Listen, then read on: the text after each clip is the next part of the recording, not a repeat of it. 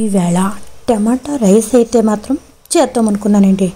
కావాల్సిన ఇంగ్రీడియంట్స్ ఏంటంటే కొంచెం ఉల్లిపాయలు అవి ముందర రైతా ప్రిపేర్ చేసేసుకుంటే రైస్ అయ్యే లోపలైనా సరే కొంచెం ఊరితే బాగుంటుంది కదా. అందుకని ఫస్ట్ రైతా అయితే మాత్రం చేసేసుకోవాలండి.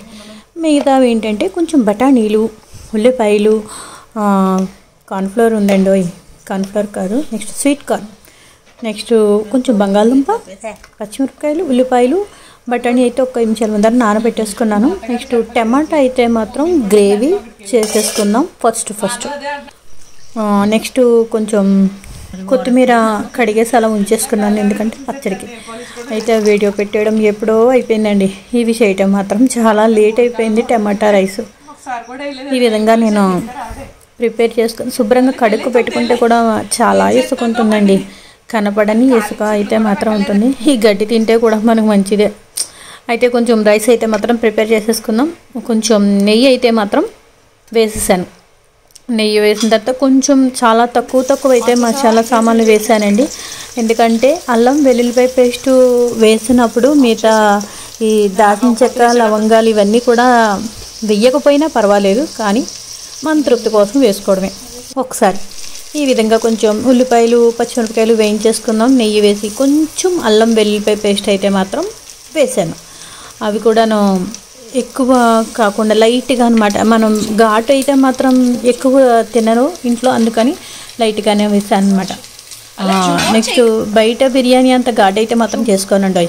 కొంచెం కూరలన్నీ ఏంటంటే బంగాళదుంపలు, ఈ బఠానీలు, నెక్స్ట్ స్వీట్ కార్న్ ఎక్కువ కాదు, లైట్గా మనకి అలా ఎక్కువగా కనిపిస్తాయి, కానీ ఒక్కొక్క దుంపై తీసుకున్నాను అనమాట.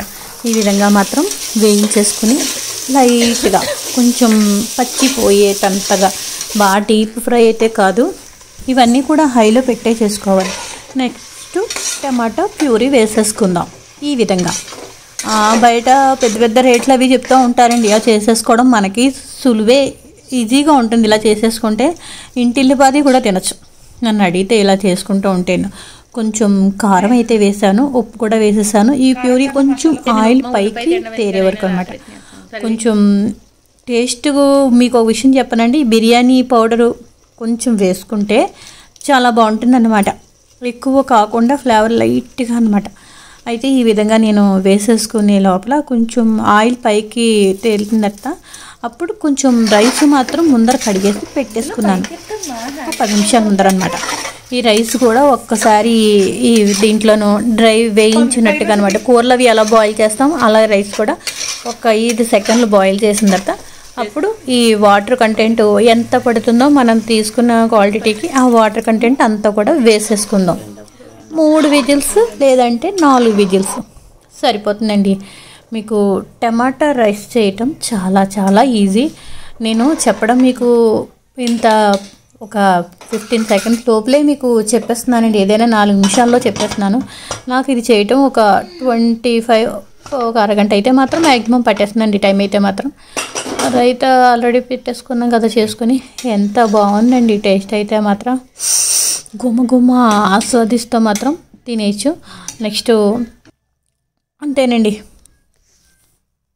అలా నెక్స్ట్ మొన్నటి పొద్దున్న ఈ టిఫిన్ అయితే మాత్రం ప్రిపేర్ చేసేసుకున్నామండి. కొంచెం అల్లం వేసి ఉల్లిగారి సూపర్ ఉంటుంది కదా. అందులో సాంబార్ కాంబినేషన్ అనమాట. బాగుంటుందండి. మన ఇంట్లో ప్రిపేర్ చేసుకున్న అల్లం వేసిన సాంబారు ప్లస్ అల్లం వేసిన గారి, ఉల్లి గారి అనమాట.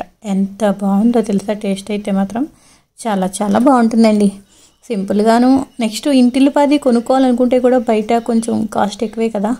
మనం ఇంట్లో ఈ విధంగా ప్రిపేర్ చేసేసుకుందాం. సింపుల్గా బాగుంటుందండి. చాలా బాగుంటాయి, రోస్టెడ్గా ఉంటాయి. మినపప్పు నానబెట్టినప్పుడు మాత్రం ఒక్క చిన్న గుప్పెడు మాత్రం బియ్యం వేస్తే మాత్రం కరకరలాడుతూ వస్తాయండి గారెలు.